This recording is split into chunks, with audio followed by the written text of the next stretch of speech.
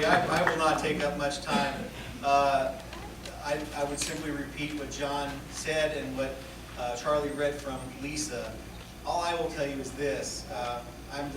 Tara and I are the newest members to the State House that are in attendance here tonight.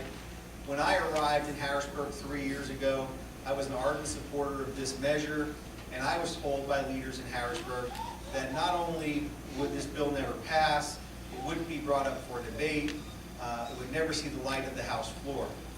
But we proved them wrong a few months ago. So now their refrain is that simply it won't pass. We're never going to get the support to get this thing to follow through. And my message to you is similar to what John said. With your help, with your continued support, with your continued reaching out to your state representatives and senators, it will pass, and the governor has indicated he will sign it. So my message here tonight is simple. It's a message of thanks because we have heard you. We have seen you walking the halls of the Capitol, and as John mentioned, you do it in a respectful manner. You do it in a well-educated manner, and when you handle things that way, you get our attention. And we are starting to get the attention of those who aren't like-minded, and we're beginning to sway them with our arguments. And I'm confident that if we keep it up, we're going to reach the ultimate goal. So again, I want to thank you for everything you do. I want to ask you to continue to support this measure, and I look forward to celebrating its passage with you when we get to that point. Thank you very much. Thank you, Representative Mulray. Our next guest speaker is Representative Karen Bolbach. She is also the sponsor of House Bill 76. Karen, come up and say a few words, please. Thank you, Charlie. I know you're anxious to hear what the Realtors Association has to say, as am I. What I can tell you is I've been beating this drum since I came into the legislature, which was in 2007. Familiar faces, I could probably name you all by your first names. Andy Stretko, you and I were on the road in 2007, 2008 with Sam Moore, and that was a very popular name at the time, who brought this to a head in the legislature. We moved on from that. Dave Baldinger has always been an integral part of this. I'm sorry he could not be here, but I'm sure the presentation will cover a lot of his points. We did have the opportunity, I do want to mention Ed Transu, please excuse me, because his wife Virginia and Ed were very instrumental way back in 2007. She's now in heaven, but thank you, Ed, for continuing the cause. Thank you so much. Dennis Shevlin, and again, I could go, Charlie, I could go on and on. Thank you. You're the ones who make this work. You're the ones who help me help you. We had the opportunity to vote for this bill already, as Representative Mullery had told you, in the House. It didn't make it, but every time we get that much further, and because of our efforts, I'm inclined to believe that now the Senate has really taken the charge. So if I could speak for my colleagues, we're looking forward to them doing it in the Senate, bringing it back to the House, and we want you all behind us as we take this to the finish line. Thank you for having me here. Thank you.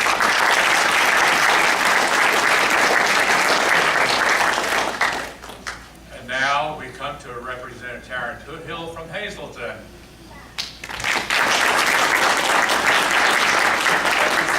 It's a pleasure to be here with all of you this evening, and it's such an important topic. It's the #1 topic in southern Luzerne County.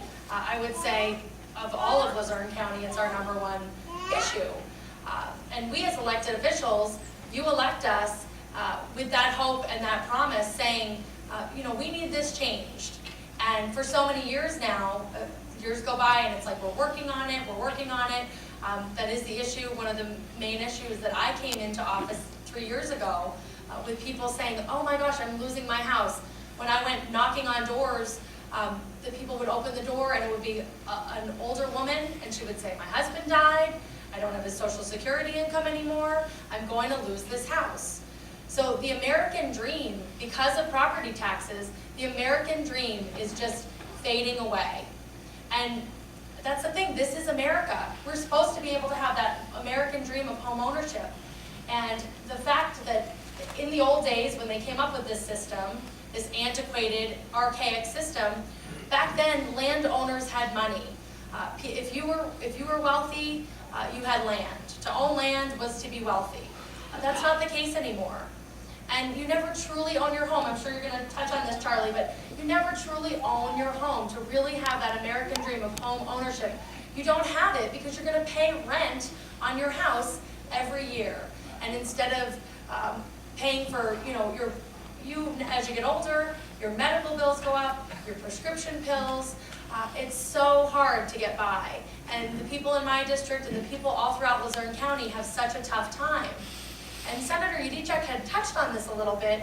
There are people, when we go down in the legislature and we talk to people in Harrisburg, some of those other legislators, this is not a problem for them because people don't mind their really high property taxes, or they are those richer landowner, richer homeowners. So they kind of like look at us with a glazed look. But it's such a large amount of the populace that suffers from high property taxes that I think this momentum has been coming. And I have to tell you, it affects families. I know you all know. Maybe you're personally affected, or maybe you just really care about your neighbors and family members, but it affects families. As a young girl, when I was growing up, my grandfather was a coal mining engineer. He built this beautiful house. He bought land. It was like something ridiculous. Nobody wanted it. It was $1 an acre. And when I was growing up, my parents didn't have money, so every year it was like this massive stress. And still even recently, that the house goes up for tax sale. It's been a constant struggle. And it affects families. It affects children to not know where you're going to be living next month. It really does. And so I just want to tell you all, reforming the system, changing the system, getting away from something that's so old and antiquated, and not taking no for an answer is so important. So I hope that next time you just keep on having these programs, and you have to stay on your legislators and say, what really are you doing? Like, what have you done this week to get this passed? Because if it's not popular and the leadership in the House can kind of just set it aside, or it's not number one, that's how everybody just keeps kicking the can down the road. And in the House version of House Bill 76, there had been numbers, like the math was very hard. It was complicated. It was hard for everybody to do the math, and they were saying, if you do the personal income tax, if you take personal income tax and you develop a higher sales tax, then you'll be able to come up with this revenue source. But they said that generated $4 billion, and that we were billion with a B, because $1 million in Harrisburg gets spent really quickly. But the billions of dollars, you have to find the revenue source for that. And they were saying it was about $10 billion short. Well, we need to put our heads together. We need to think outside of the box. And we need to figure out, where are you going to get that money from? And that's really the excuse and why this conversation has been so prolonged. And I think that as human beings, you have ingenuity and you're able to come up with good ways to generate revenue, and we'll be able to figure that out. So God bless you all. Godspeed in this mission. I'm glad you're taking away from your personal time and your family time to do this. Because Karen Bobak, Representative Bobak, was just naming all of you.